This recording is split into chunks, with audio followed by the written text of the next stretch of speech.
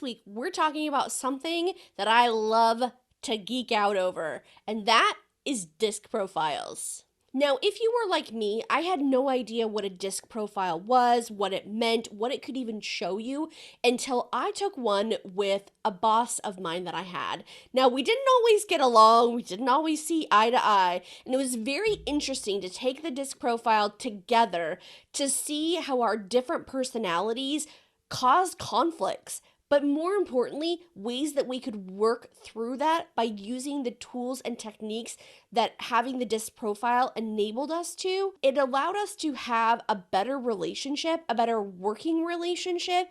It just made things so much easier. So if you are having conflicts with someone at work, it could be because of your disc profiles. So let's dive into the different types of profiles that are part of this system. So where DISC gets its name from is decisive, interactive, stabilizing, and cautious. Now, I have a diagram that I've made, so if that's something that you're interested in, that you just want a quick overview, shoot me a DM on Instagram and I'll send it to you because I think it makes it so much easier to understand.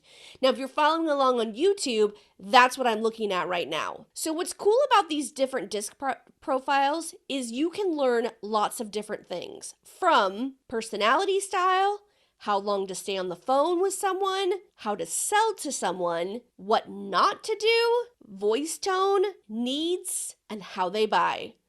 All of this makes it so much easier to work with someone if you know where they fall into. Now, this is not something that you would awkwardly be like, excuse me, can you tell me what your disc profile is? I want to be a better communicator. No, then they'll look at you like you're a weirdo.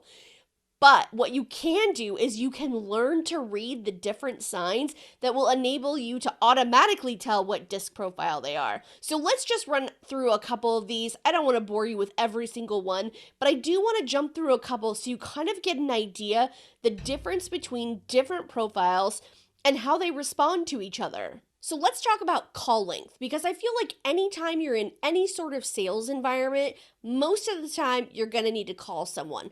So let's start off with the decisive personality. So in regards to call length, this person wants it to be as short as possible. Short and sweet. If this person is an interactive person, the call length is going to be as long as they need it to be. Same thing with the stabilizing personality. So both of those for the call length are the same. So a cautious person is just looking for the call length to be as long as they get all the facts. So whether that's short or long, they just want the Cliff Notes version and to be done with it. Another one that I think is really interesting is what not to do with a person depending on their personality profile.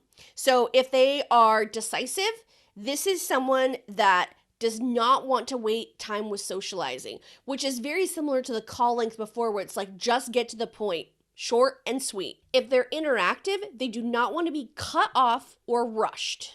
Stabilizing person does not want to be pressured on the sale. So leave all that old used car salesman stuff, the stuff that will give you the heebie-jeebies. This person is not someone who wants to be pushed. And a cautious person, wing it if you don't know it. Here's another one too that I think is important, since most of you are probably selling something in your business. So how they buy. So decisive, this one is going to be they want to make a quick decision. Interactive is going to be that celebratory. Stabilizing is going to be the person that is slow to buy. Cautious needs more details before they purchase something. Now, there is a ton of different things that are on this checklist. If it's something that you're interested in, like I mentioned before, shoot me a DM on Instagram at Jillian Flodstrom, and I will send this over to you. But I think this stuff is so interesting, and I would love to have a conversation with you wherever you might be. If you're on YouTube, leave a comment down below. If you're on the podcast app, make sure you jump over to Instagram, because podcast app isn't really good for messaging back and forth, but you can hit me up on Twitter, Facebook, wherever you're at on social media. Let's talk about this, because this is the stuff that I love.